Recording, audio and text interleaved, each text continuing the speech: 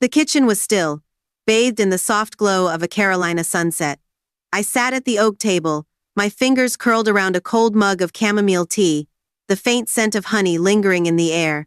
Outside, the roses in my garden swayed gently, their petals catching the last rays of light. This used to be my favorite time of day, when the world slowed down, and I could hear the echo of my girls' laughter, Mina and Anna, my heart and soul. But today, that peace was gone, stolen by a single text that buzzed on my phone like a wasp. Evelyn and Anna sold the apartment. Derek took the money and ran. My chest tightened, a mix of guilt and dread washing over me. I'd given that apartment to Anna, my youngest, believing she needed it more than Mina.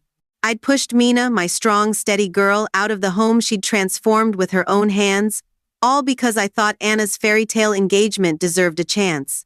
Now Anna was drowning in debt, and Mina wouldn't even look at me. How had I let it come to this? The clock on the wall ticked louder, each second pulling me back to the choices that broke my family apart. I closed my eyes, and the memories came like waves. It was the late 90s, and George and I were young, scraping by to make a life for our girls. I worked night shifts at WakeMed, my feet aching as I checked charts under fluorescent lights. George spent his days under the hoods of cars, grease staining his hands but never his smile. We saved every penny, dreaming of a future where Mina and Anna would have something to call their own. That apartment in downtown Raleigh was our pride modest 2-bedroom in a brick building, bought with years of sacrifice. I could still smell the fresh paint from the day we signed the papers, still hear George's laugh as he said, "Evie, this is for our girls." Back then, our home on Maple Street was alive with noise. Mina, always the serious one, would sit at the kitchen counter, her dark hair pulled back, drawing blueprints for imaginary houses. Anna, 3 years younger, would dance around her, blonde curls bouncing, begging for another chocolate chip cookie. I'd play the piano in the living room, old hymns my mother taught me, and the girls would sing along, their voices blending like a summer breeze. Those were the days when love felt simple, when I thought I could protect them forever. But as the years passed, I saw differences in my girls. Mina was a rock independent, practical, always figuring things out. By her mid-20s, she was working as a graphic designer, paying rent for the apartment, and turning it into a showpiece. She replaced the scratched linoleum with walnut hardwood, installed granite countertops that gleamed under the kitchen lights, and hung a painting of sunflowers above the couch. I'd visit and marvel at the space, so modern yet warm, like Mina herself. "You've got a gift, honey," I'd tell her, and her shy smile would light up the room.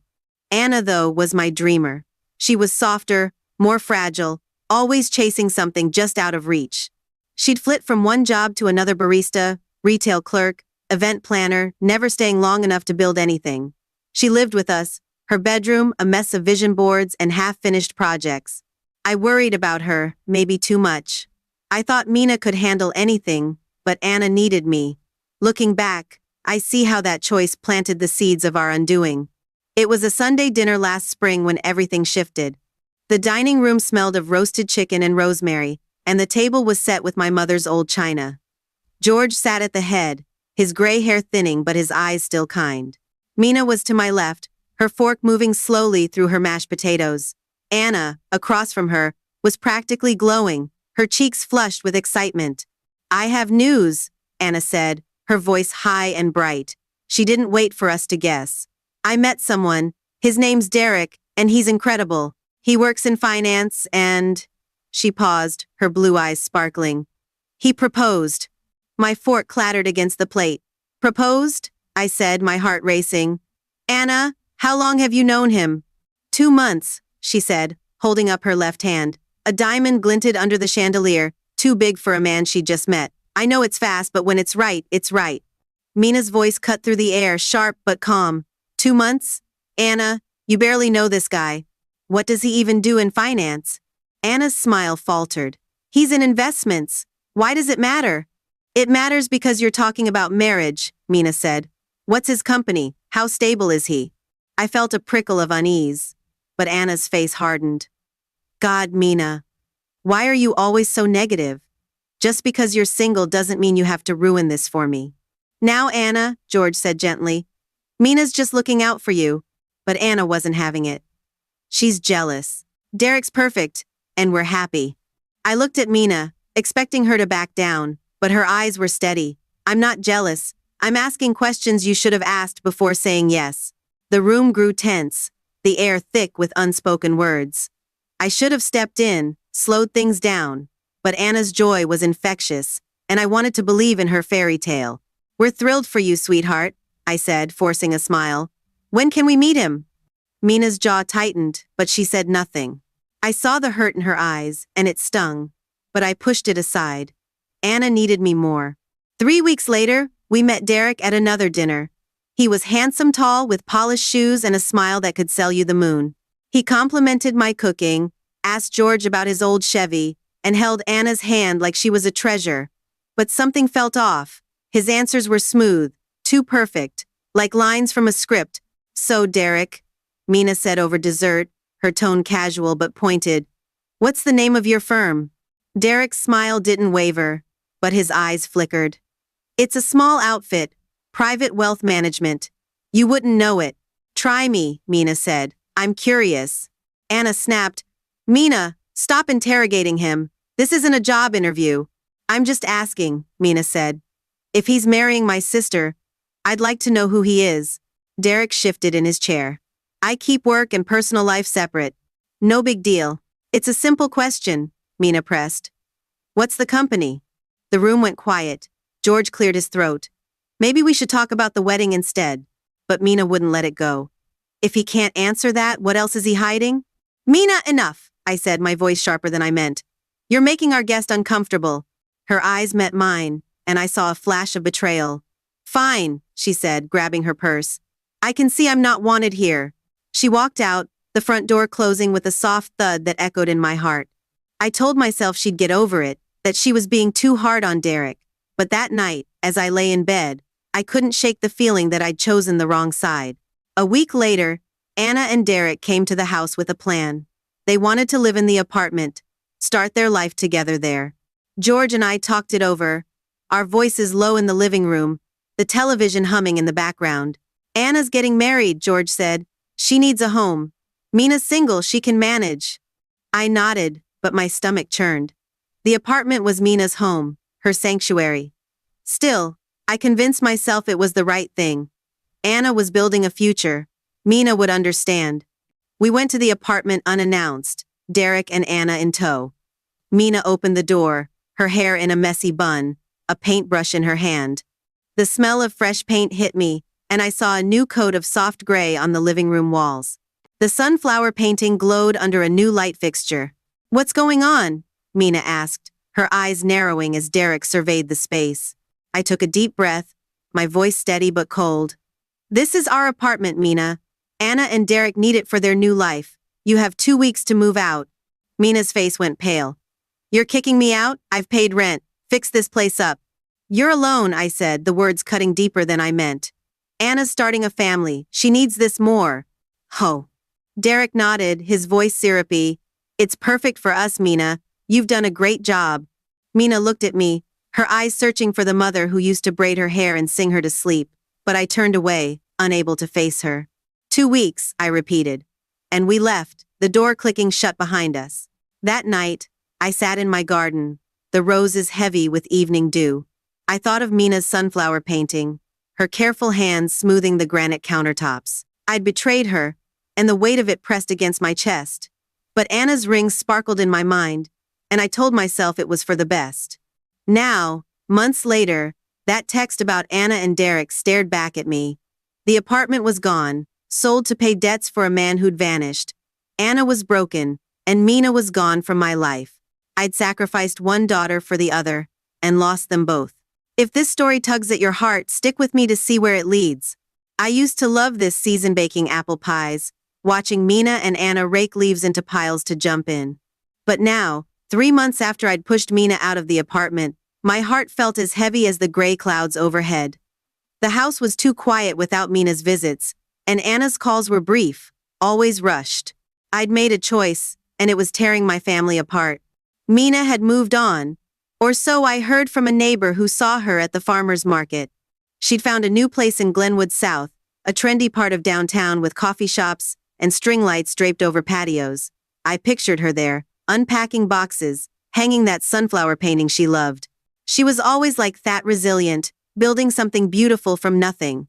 I wanted to call her, to say I was sorry, but the words stuck in my throat. What do you say to a daughter you've wounded so deeply? I sat on the porch swing, the creak of the chains a familiar comfort, and thought about the girl Mina used to be.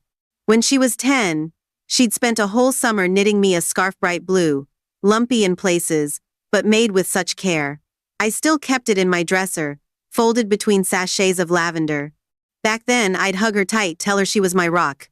But somewhere along the way, I'd leaned too hard on Anna, thinking she was the one who needed saving.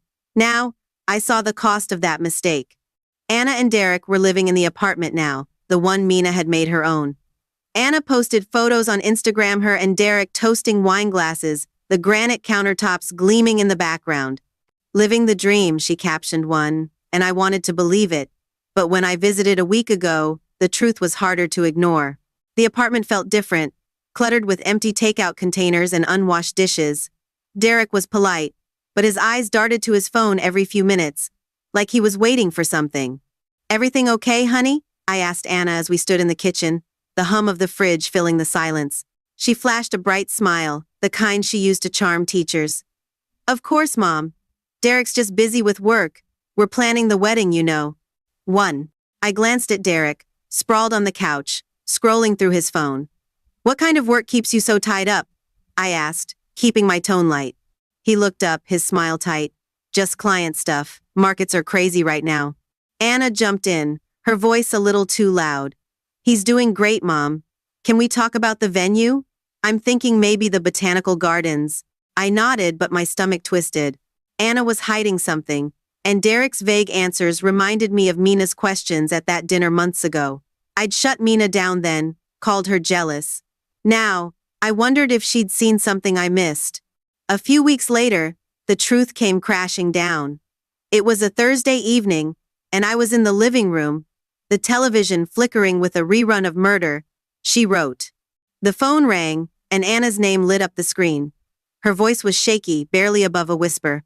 "Mom, I need you. Can you come to the apartment?" My heart pounded. "What's wrong, sweetheart?" "I can't, not over the phone. Please, just come." I grabbed my coat and drove across town, the city lights blurring through a light drizzle. When I got to the apartment, Anna was waiting outside, her blonde hair damp and plastered to her face. Her eyes were red, and she was clutching her arms like she was holding herself together. "Anna, what's going on?" I asked, pulling her into a hug. She was trembling. Inside, the apartment was a mess, clothes strewn across the floor, a broken wine glass in the sink. Anna sank onto the couch, her hands twisting in her lap. "Derek's in trouble," she said. "He owes money, a lot of money." I sat beside her, my mouth dry. "How much?" She swallowed hard. $300,000. Gambling debts. "Some men came here last night, Mom. They weren't nice." My mind reeled. $300,000. I thought of Mina's warnings, her steady voice asking about Derek's job. "Anna, how did you not know this?" "I didn't," she cried, tears spilling over. "He said it was old, from before we met. He's not gambling anymore, I swear." I took her hand, trying to stay calm. "You can't stay with him. You need to get out now." "I love him," she said, her voice breaking. "I can fix this. I just need help." "Help how?" I asked, though I dreaded the answer. "I called Mina," she said, looking down. "I thought maybe she could loan us the money.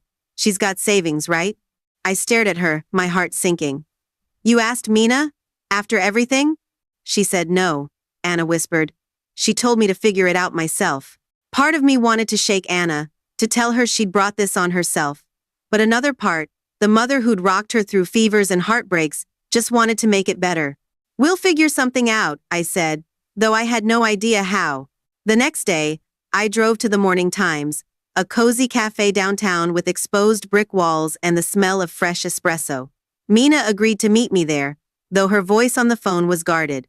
I arrived early, clutching a to-go cup of coffee, the steam warming my hands. When Mina walked in, my breath caught.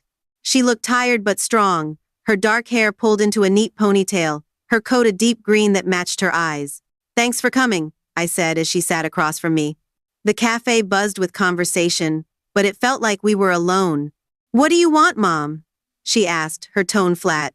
I took a deep breath. "Anna's in trouble. Derek's got gambling debts, big ones. She asked you for money, and I know you said no, but—" Mina cut me off, her voice low but firm. "You're really doing this? After you kicked me out for her, you're asking me to bail her out?" "Mina, she's your sister," I said, my voice trembling. "Family helps family." Her eyes flashed with hurt. "Family doesn't throw family out of their home. You chose Anna, Mom. You and Dad decided she was more important. Now she's made her mess, and you want me to clean it up?" I opened my mouth, but no words came. She was right, and the truth stung. "I thought I was doing what was best," I said finally. "I was wrong, Mina. I see that now." She looked away, her jaw tight. "I've got my own life to worry about. I'm not destroying it for Derek's mistakes." The conversation ended there, Mina leaving with a quiet, "Take care, Mom." I sat in the cafe, the coffee cold in my hands, and felt the weight of my choices.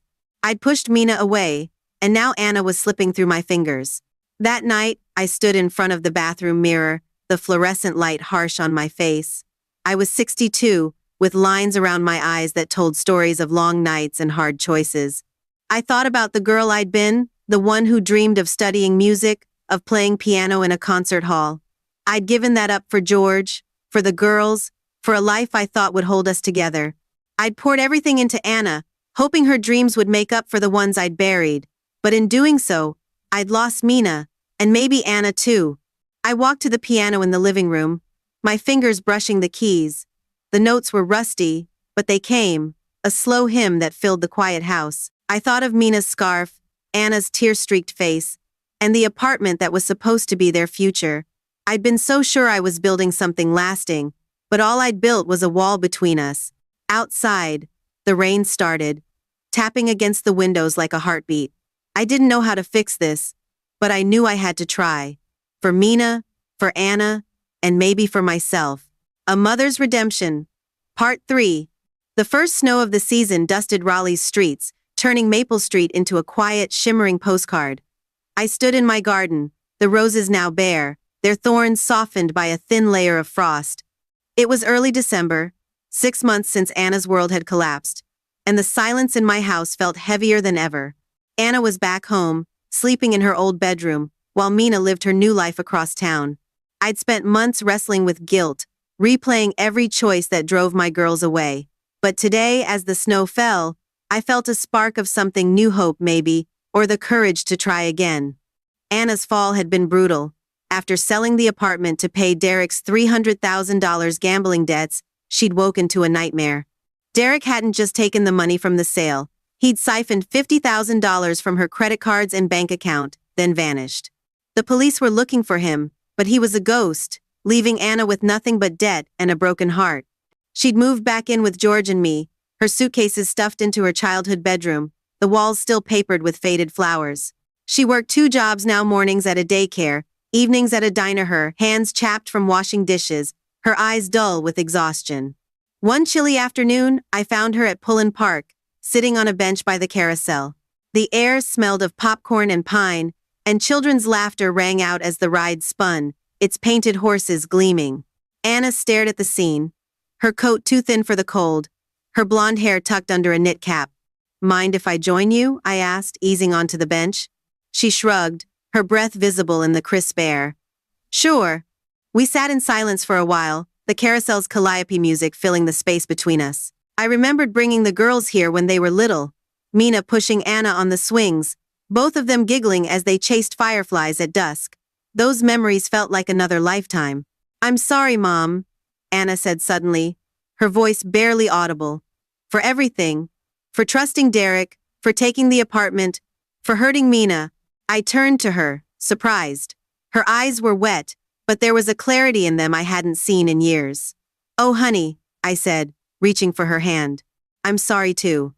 I should have listened to Mina, should have seen what was happening." Anna shook her head. "I was so stupid. I thought he loved me, but he just used me. And I let him because I wanted to be someone else. Someone successful, not the screw-up living with her parents." "You're not a screw-up," I said firmly. You made a mistake. We all do. But you're here, and you're trying. That's what matters. She wiped her eyes. Mina hates me, doesn't she? She's hurt, I said. But Mina's got a big heart. Give her time. Anna nodded, her gaze drifting back to the carousel. I want to make things right. I don't know how, but I want to try. I squeezed her hand. You will, one step at a time. That conversation stayed with me, a flicker of light in the darkness. But the bigger challenge was Mina. I hadn't seen her since our meeting at the Morning Times. When she'd walked away, her words sharp with truth. You chose Anna. I knew I had to face her, to own my mistakes, not just for her but for myself. The next week, I drove to Mina's new apartment in Glenwood South. The building was modern, with tall windows and a buzz of life couples sipping coffee at sidewalk tables, music spilling from a nearby bar. I clutched the blue scarf Mina had knitted for me years ago, its uneven stitches a reminder of her love. My heart pounded as I knocked on her door. Mina opened it, her dark hair loose around her shoulders, her green eyes wary. Mom, she said, stepping aside. Come in. The apartment was small but bright, sunlight streaming through a wide window. The sunflower painting hung above a cozy sofa, and the air smelled of fresh coffee and cinnamon. A jazz record played softly, its notes weaving through the room. It was Mina's space, built on her terms, and it made my chest ache with pride and regret. I brought this, I said, holding out the scarf. You made it for me when you were a kid. I thought, maybe it'd mean something. Mina took it, her fingers brushing the wool. I remember this, she said, her voice soft. What's this about, Mom? I sat on the sofa, my hands clasped tight. I owe you an apology, Mina. I was wrong to push you out of the apartment, to choose Anna's dreams over yours. I thought I was helping her, but I hurt you, and I'll carry that forever. How thou?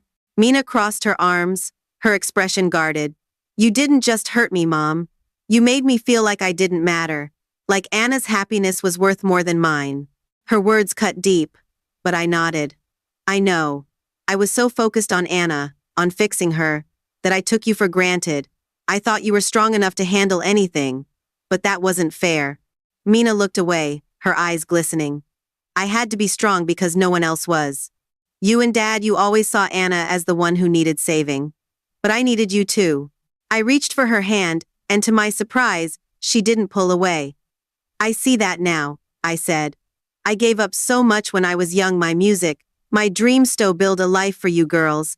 I think I pinned my hopes on Anna, thought her success would make it all worthwhile. But I was wrong, Mina. You're my daughter too, and I love you. Mina's shoulders softened, and she sat beside me. I'm trying to forgive you, she said. But it's hard. I built a life in that apartment, and you took it away. I know, I said, my voice breaking. I can't undo that, but I want to be better. For you, for Anna, for all of us. We sat there, the jazz record spinning, the scarf resting between us. I don't hate you, Mina said finally. I just need time. Take all the time you need, I said. I'll be here. Driving home, I felt lighter, like a weight had lifted. Mina hadn't forgiven me fully, but she'd opened the door, and that was enough for now. The weeks that followed were a turning point for me. I started living for myself, something I hadn't done in decades. I signed up for a piano class at the community center, my fingers stumbling over the keys but finding joy in the music. I planted new rose bushes in the garden, their buds a promise of spring. I even started a journal, writing about the girl I'd been and the woman I was becoming. At 62, I realized I still had dreams worth chasing. One evening, as the moon hung low over Raleigh, I sat at the piano, playing a hymn my mother loved. The notes were slow, deliberate, each one a step toward healing. I thought about the sacrifices I'd made, the mistakes I'd carried, and the love that still bound my family, even through the cracks. I decided to try one last thing, a small step to bring my girls together. I invited Mina and Anna for dinner, just the three of us. George was out of town, so it felt right, a chance for us to talk without pressure. I spent the day cooking roasted chicken, mashed potatoes, and apple pie, the kitchen warm with familiar smells. When they arrived, the air was thick with nerves. Anna wore a simple sweater, her engagement ring gone, her face free of the fake smile she'd once relied on. Mina carried a bottle of wine, her expression cautious but not cold. We sat at the dining table, the chandelier casting a soft glow, and for a moment, I saw my little girls again, giggling over dessert. "I'm glad you're both here," I said, passing the potatoes. "I know things have been hard, but I want us to try, to be a family again." Anna cleared her throat, her voice shaky. "Mina, I'm so sorry for what I did, taking the apartment, ignoring your warnings about Derek. I was selfish, and I hurt you." Mina twirled her fork, her eyes on her plate. "It's not just the apartment, Anna. It's years of feeling like I was invisible. You always got the spotlight, and I was supposed to be okay with it." Anna nodded, tears brimming. "I know. I was so caught up in my own mess, I didn't see you. I want to do better, if you'll let me." Mina looked at her, then at me. "I'm not ready to pretend everything's fine," she said. "But I'm here. That's a start." We ate. The conversation tentative but real. Anna talked about her jobs, her plan to pay off the debt. Mina shared a story about a new design project, her face lighting up. I listened, my heart full, knowing this was just the beginning. As they left, hugging me under the porch light, I felt a peace I hadn't known in years. We weren't whole yet, but we were healing, one step at a time. I thought about the roses in my garden, how they bloomed even after the harshest winters. Love was like that, stubborn, resilient, always finding a way. At any age, you can start over, mend what's broken, and find joy in who you are. I'm learning that, and I hope you are too. Thank you for walking this journey with me. If Mina, Anna, and I have touched your heart, subscribe for more stories of hope and healing. Share your thoughts below. How have you found forgiveness in your life? I'd love to hear your story.